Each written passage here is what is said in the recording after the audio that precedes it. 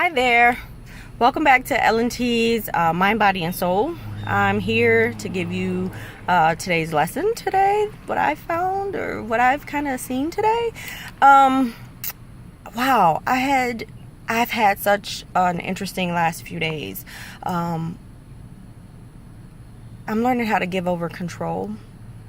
I'm a control freak. Not that I want to control other people, but I like to control situations because nobody likes life to throw things at them. So I'm one of those people who feel if you just put forth the effort that you can do whatever the goal in mind is. And it's nothing wrong with having goals. There's nothing wrong with preparing for those goals and trying to execute those goals, but there are just some things in life that we don't have control over. I'm one of those people that feel if I'm nice enough to a person who hasn't been nice to me, that they will be nice to me. Or if, for instance, I'm as selfless with my children as I can be, that they will somehow show this huge appreciation for everything that I'm doing, and I won't have to keep saying the same thing over and over again. So I do things expecting a certain outcome, and so that's control. I'm learning to do things and waiting for God's outcome.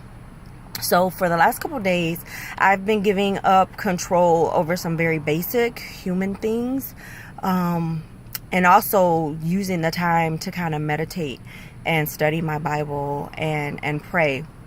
So I've been giving up control of my phone. So putting the phone down and not picking it up even though I want to, not playing games on my phone, getting rid of that distraction.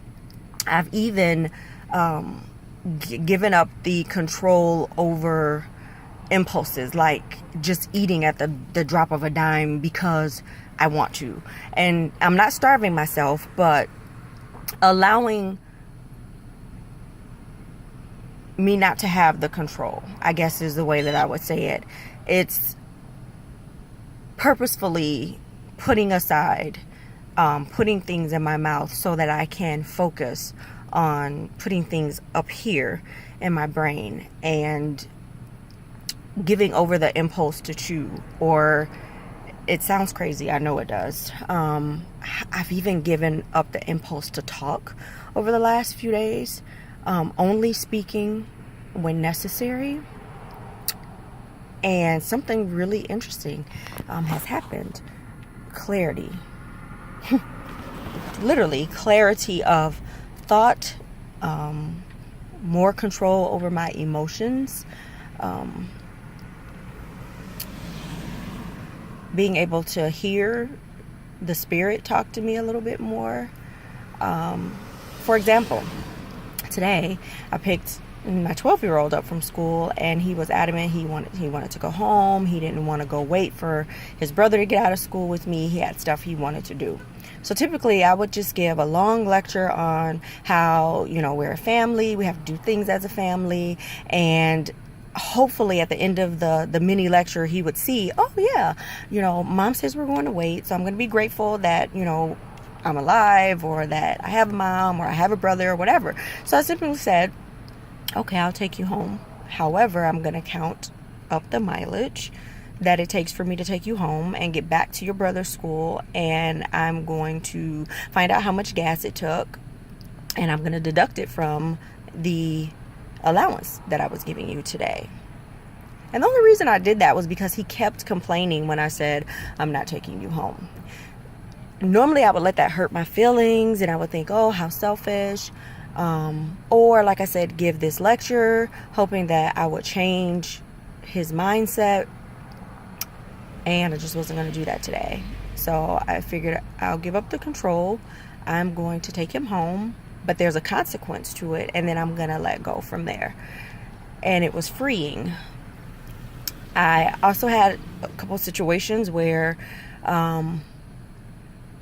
I decided not to enter into a silly argument about something, and I decided to literally just be quiet, even though I could have in my mind, defended myself.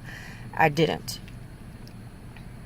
And the peace that came from it, of giving up the control over the last few days, has been very interesting to me. And it's something I'm going to explore a little bit more.